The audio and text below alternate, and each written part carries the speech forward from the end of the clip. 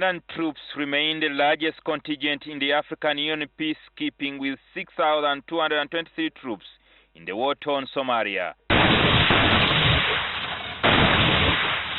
These troops, however, have gone for 4 months now without pay from the United Nations and African Union. Our soldiers haven't been paid for at least 4 months. And obviously this is the work of African Union to pay them their allowances. But we also know that there is a bureaucracy. There is a bureaucracy at the African Union to process these allowances. By the end of March this year, the allowances had accumulated up to a tune of over 200 billion shillings.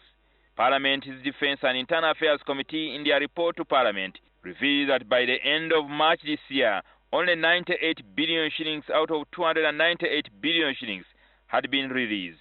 The delay to pay soldiers in Somalia, according to lawmakers, demoralizes their effort to pacify Somalia.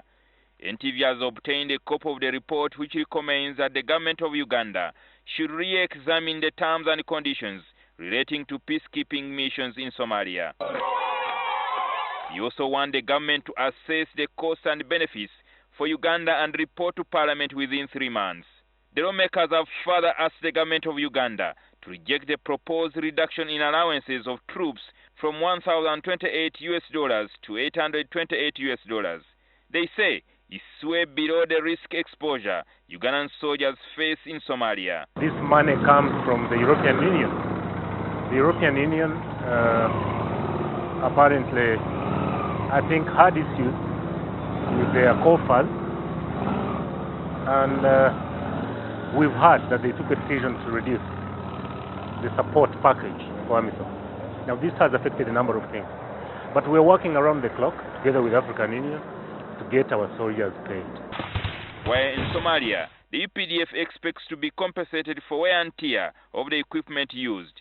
Part of that commitment and areas amounting to $10.6 million, approximately 34 billion Uganda shillings, is due.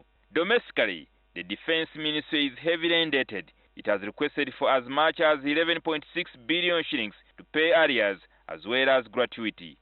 The committee recommends that Parliament should not approve any budget for avoidable arrears and that government departments should adhere to existing financial controls. Jingo Francis, NTV Weekend Edition.